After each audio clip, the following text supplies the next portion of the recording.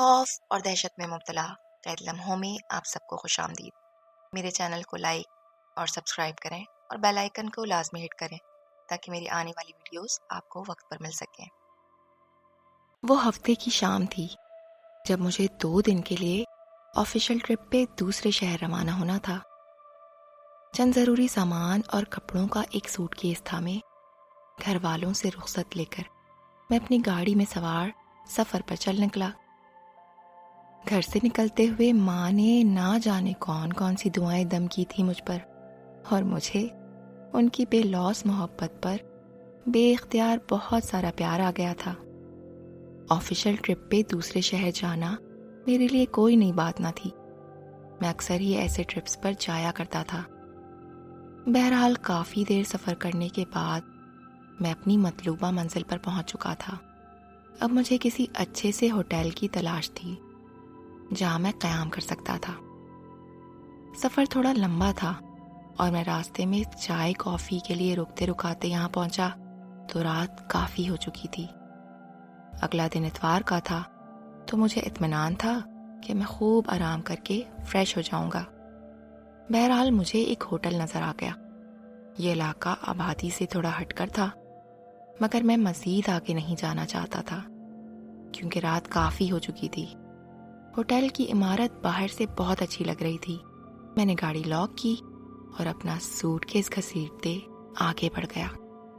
عمارت کے صدر دروازے پر مجھے ایک سیکیورٹی گارڈ کھڑا نظر آیا، جس نے اشارے سے مجھے سلام کیا اور میرے لیے دروازہ کھول کر ایک طرف کھڑا ہو گیا۔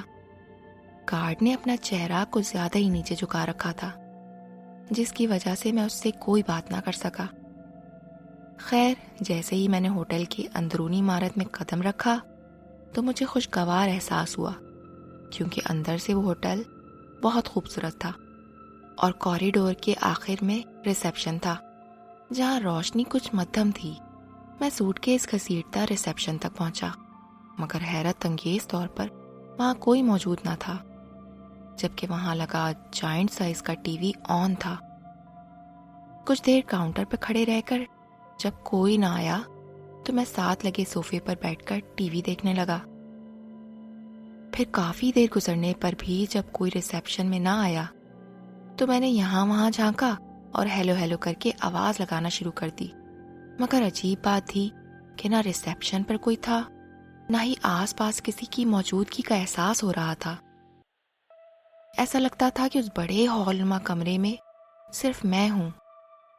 میں نے جھنجھلاتے ہوئے سوٹ کیس گھسیٹا اور واپسی کے لیے باہر کی طرف چل پڑا۔ ارادہ تو یہی تھا کہ سیکیورٹی گارڈ سے پاس پرس کروں گا، مگر یہ کیا؟ جب میں داخلی دروازے پر پہنچا تو وہ بند تھا۔ میں نے کوشش کی کہ وہ کھل جائے اور میں باہر نکل سکوں۔ میں دروازہ بجانے لگا کہ اچانک میرے کندھے پر کسی نے ہاتھ رکھ کر مجھے مخاطب کیا۔ میں ایک دم ہی اچھل کر ایک طرف کو ہو گیا۔ سامنے ایک شخص کھڑا تھا جس نے سوٹ پہنا ہوا تھا اور حلیے سے وہ ریسیپشنسٹ لگ رہا تھا۔ اس نے مجھ سے معذرت کرتے ہوئے کہا کہ وہ کسی ضروری کام سے اپنے کمرے تک گیا تھا، اس لیے اسے دیر ہو گئی۔ اس نے کہا دراصل اتنی رات کو کوئی نہیں آتا، اس لیے بھی اس کو احساس نہ ہوا۔ خیر، رات یقیناً بہت زیادہ ہو چکی تھی اور میں بہت تھک چکا تھا، سو میں نے زیادہ بحث نہ کی اور اس کے ساتھ ریسیپشن تک جا کر اسے اپنے بارے میں ضروری باتیں بتانے لگا۔ اس نے رجسٹر بند کر کے مجھے کمرے کی چابی دی اور عجیب انداز میں پیچھے دیوار پہ لگی گھڑی کی طرف دیکھتے ہوئے مجھ سے کہا، سر، رات کے 3 بجنے والے ہیں، آپ کا روم نمبر 303 بالکل تیار ہے، آئیے میں آپ کو چھوڑ آؤں۔ اب کہ میں نے بغور اس شخص کو دیکھا تھا، اس کا قد کافی اونچا تھا اور رنگت کافی زردی مائل تھی، آنکھیں اندر کو دھسی تھیں، اور جس پر اسرار انداز میں اس نے مجھے چابی دیتے ہوئے روم نمبر 303 میں جانے کو کہا، ایک لمحے کو مجھے انجانے خوف سے جھرجھری سی آ گئی، مگر اگلے لمحے میں نے خود کو سنبھالا اور اس کے ساتھ لفٹ میں آ گیا۔ پھر ہم 3rd فلور پہ پہنچ گئے۔ 3rd فلور پہ صرف 3 ہی کمرے تھے اور سب سے آخر میں روم نمبر 303 تھا۔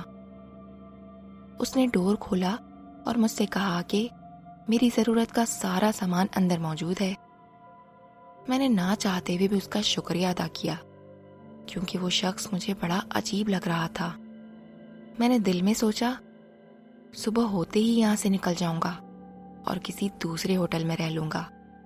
اسی سوچ کے ساتھ میں نے کمرے کے اندر قدم رکھا تو ایک ٹھنڈی ہوا کے جھونکے نے میرا استقبال کیا اور ایک ہلکی مگر واضح ٹن کی آواز گونجی، جس سے میری نظر سامنے دیوار پہ لگی گھڑی پر پڑی جو رات کا 3 بجا رہی تھی۔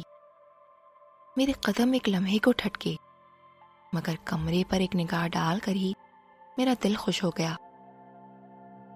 کمرہ نہایت بڑا اور خوبصورت تھا۔ اے سی کی ٹھنڈک محسوس کرتے ہی بس دل چاہا کہ میں نرم بستر پر گر کر سو جاؤں۔ میں نے جلدی سے سامان ایک طرف رکھا اور ہاتھ منہ دھونے باتھ روم میں جانے لگا، مگر باتھ روم کے دروازے کا ہینڈل بہت سخت معلوم ہوا، جیسے وہ اندر سے لاک ہو۔ میں نے حیرت سے قدرے دباؤ ڈالا تو وہ ایک چرچراہٹ کی آواز کے ساتھ کھل گیا۔ خیر، میں فریش ہو کر کمرے میں آیا اور بستر پر لیٹ کر آنکھیں موند لیں۔ کچھ لمحے گزرے تھے کہ مجھے اپنے بالکل برابر کسی کی موجودگی کا احساس ہوا، جیسے کوئی میرے اوپر جھکا ہوا ہو، یہاں تک کہ مجھے اس کی گرم سانسوں کی تپش تک محسوس ہوئی۔ میں نے جھٹ اپنی آنکھیں کھول دیں اور ہڑبڑا کر اٹھ بیٹھا۔ میں نے لائٹ چلائی اور تمام کمرے پہ نظر دوڑائی، مگر میرے علاوہ وہاں کوئی نہ تھا۔ پھر میں نے دوبارہ لائٹ آف نہ کیا، اور ابھی میں اپنے اس احساس کو وہم کا نام دینے ہی لگا تھا کہ اچانک مجھے کمرے سے بھینی بھینی سی لیڈیز پرفیوم کی مہک آنے لگی، جسے میں قطعی وہم کا نام نہیں دے سکتا تھا۔ میں بستر سے اٹھا اور کمرے کی کھڑکیاں چیک کی کہ شاید کسی کھلی کھڑکی کے ذریعے باہر سے ہی مہک آ رہی ہو، مگر کھڑکیاں سب بند تھیں۔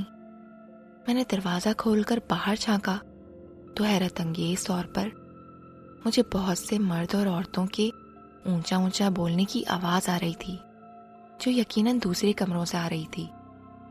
دل کو کچھ تسلی ہوئی کہ آس پاس کافی لوگ ہیں اس فلور پہ، اور شاید باہر سے ہی خوشبو آئی ہو۔ پھر میں بستر پر آ کر لیٹ گیا۔ ابھی کمبل ٹھیک سے اوڑھ کر سونے کی سوچ ہی رہا تھا کہ سامنے بنی لکڑی کی الماری میں اندر کچھ گرنے کی آواز آئی، اور میں پھر سے چونک کر اٹھ بیٹھا۔ میں خوفزدہ بچے کی مانند آنکھیں پھاڑے الماری کو گھور رہا تھا، کیونکہ اب وہاں سے ایسی آواز آ رہی تھی جیسے کوئی الماری میں بند ہو اور آہستہ آہستہ الماری کے دروازے کو اپنے ناخنوں سے کھرچ رہا ہو۔ ابھی میں سحر میں ڈوبا ہی تھا کہ اچانک باتھ روم کا دروازہ دھاڑ کر کے کھلا اور میں بے اختیار چھلانگ لگا کر بیڈ کی سائڈ پر اتر آیا۔ اس سے پہلے کہ میں بھاگتا، بیڈ کے نیچے سے 2 ہاتھ نکلے اور انہوں نے مضبوطی سے میرے پیروں کو جکڑ لیا۔ میرے منہ سے بھیانک چیخ نکلی اور جھٹکے سے میرے پاؤں ان ہاتھوں کی گرفت سے آزاد ہو گئے، جبکہ باتھ روم کا دروازہ جس طرح کھلا تھا اتنی ہی شدت سے اچانک بند ہو گیا اور کمرے میں سناٹا چھا گیا۔ میرا دل اتنی بری طرح دھڑک رہا تھا کہ جیسے سینہ توڑ کر باہر آ جائے۔ میں تیزی سے دروازے کی طرف لپکا، مگر دروازہ کھل نہیں رہا تھا۔ میں زور زور سے دروازہ بجاتے ہوئے باہر مدد کے لیے پکارتا رہا، مگر کوئی فائدہ نہ تھا۔ اچانک مجھے اپنے عقب سے کسی لڑکی کے ہنسنے کی آواز آئی۔ میں نے دل مضبوط کر کے آہستہ سے اپنی گردن پیچھے موڑی تو میرے پیروں سے زمین نکل گئی۔ سامنے کا منظر بدل چکا تھا۔ سامنے بیڈ پر ایک خوبصورت لڑکی دلہن بنی بیٹھی مسکرا رہی تھی، جبکہ بیڈ پر جا بجا پھول کی پتیاں بکھری تھیں۔ وہ وہی بیڈ تھا جس پر کچھ دیر پہلے میں لیٹا ہوا تھا، اور اب وہاں وہ لڑکی، وہ پھول۔ پھر میری نظر دیوار پہ لگی گھڑی پر گئی، جہاں وقت رک چکا تھا۔ وہ گھڑی اب بھی رات کا 3 بجا رہی تھی، جو کہ وہی وقت تھا جب میں اس منحوس کمرے میں داخل ہوا تھا۔ مجھے شدید حیرت کا جھٹکا لگا اور اگلے لمحے جب میں نے دوبارہ بیڈ پر نظر ڈالی تو وہاں کوئی نہ تھا، نہ وہ دلہن، نہ ہی ڈھیروں پھول کی پتیاں۔ خوف سے میری آنکھیں پھیل گئیں۔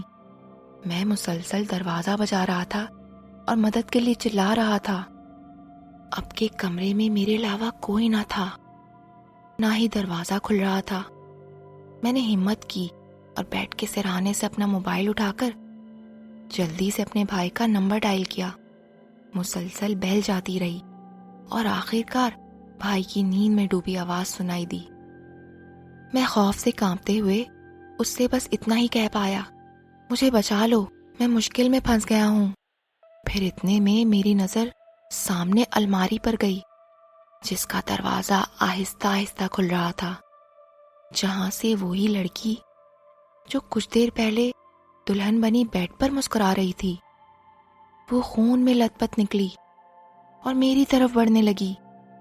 اس کی سسکیاں اتنی دہشت ناک تھیں کہ میری دماغ کی نسیں پھٹنے کو ہو گئیں۔ ادھر بھائی فون پہ ہیلو ہیلو کر رہا تھا اور میں آنکھیں بند کیے وحشت ناک انداز میں چلا رہا تھا۔ فون اب بھی میرے کان سے لگا تھا مگر مجھ سے کچھ نہیں بولا جا رہا تھا، اور وہ لڑکی مجھ سے کچھ قدم کے فاصلے پر کھڑی رو رہی تھی۔ اس کے خون سے سارا فرش لال ہو گیا تھا۔ خوف کے مارے میں ہل بھی نہیں پا رہا تھا۔ وہ لڑکی خاموشی سے سسکتی مجھے دیکھ رہی تھی، جبکہ میں بھی پتھر کا بت بنا اسے یک ٹک دیکھے جا رہا تھا۔ میرے کان سے لگے فون پہ مجھے میری ماں کی آواز سنائی دی۔ وہ مجھے آواز دے رہی تھی، عاصم، عاصم پتر، کیا ہوا تجھے؟ میرا دل ہول رہا ہے بیٹے۔ پتر، خدا تجھے اپنے حفظ و امان میں رکھے، تجھے تیری ماں کی بھی عمر لگ جائے پتر۔ اور نہ جانے کون کون سی دعائیں دیتی میری ماں مجھے پکار رہی تھی۔ ادھر میرے دیکھتے دیکھتے وہ لڑکی پیچھے مڑی اور اسی طرح تکلیف سے سسکتی روتی آہستہ آہستہ دروازے کی طرف بڑھنے لگی، اور وہ دروازہ جسے میں لاکھ کوشش کے باوجود نہ کھول سکا تھا خود بخود کھل گیا اور وہ باہر چلی گئی۔ دروازہ اب بھی کھلا تھا۔ میں ایک جھٹکے سے جیسے ہوش میں آیا اور دروازے کی طرف بھاگا۔ ڈرتے ڈرتے باہر جھانکا تو باہر ایک پرہول سناٹا تھا اور دور دور تک کسی انسان کا وجود نہ تھا۔ میں اندھا دھند سیڑھیوں کی طرف بھاگا اور گرتا پڑتا تیسری منزل سے نیچے اترا۔ اب جو نیچے ریسیپشن پہ میری نظر پڑی تو حیرت انگیز طور پر وہاں کوئی نہ تھا، نہ ہی پہلے جیسی سجاوٹ، بلکہ وہ جگہ ویران تھی۔ اب کہ میں نے خدا کا نام لے کر ہوٹل کا داخلی دروازہ کھولا تو وہ کھل گیا اور میں بھاگتا ہوا باہر آ گیا۔ باہر بھی سناٹا اور اندھیرے کے سوا کچھ نہ تھا۔ اپنی گاڑی کی چابی تو میں اوپر کمرے میں ہی چھوڑ آیا تھا، سو میں سڑک کی طرف دوڑتا چلا گیا اور ایک گاڑی سے میری ٹکر ہو گئی اور میں بے ہوش ہو گیا۔ ہوش میں آیا تو اپنے گھر پہ تھا۔ میری ماں میرا سر سہلا رہی تھی اور مجھ پر دم درود کر رہی تھی۔ مجھے بتایا گیا کہ پورے 2 دن بعد مجھے ہوش آیا ہے۔ جس گاڑی سے میری ٹکر ہوئی اس شخص نے میرے فون کی مدد سے میرے اہل خانہ تک مجھے پہنچایا۔ پھر جب میں کافی حد تک سنبھل گیا تو میں نے اپنی تمام کہانی اپنے گھر والوں کو بتائی۔ ابو اور بھائی میرے بتائے ہوئے پتے پر اس ہوٹل پہنچے تو وہ بند پڑا تھا۔ آس پاس کے لوگوں سے پتا چلا کہ کچھ عرصہ پہلے اس ہوٹل کے کمرہ نمبر 303 میں ایک لڑکی کا قتل ہوا تھا۔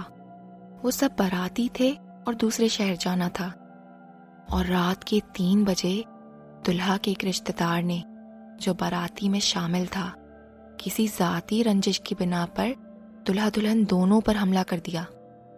دلہا تو قسمت سے بچ گیا مگر دلہن بیچاری موقع پر جاں بحق ہو گئی۔ تب سے اس ہوٹل میں اس کی روح بھٹکتی ہے، اور بہت سے واقعات پیش آنے کے بعد ہوٹل مالک نے دل برداشتہ ہو کر اپنا ہوٹل بند کر دیا، اور جو کچھ میرے ساتھ ہوا وہ سب شیطانی چکر تھا، مگر میرے ساتھ قسمت سے میری ماں کی دعا تھی۔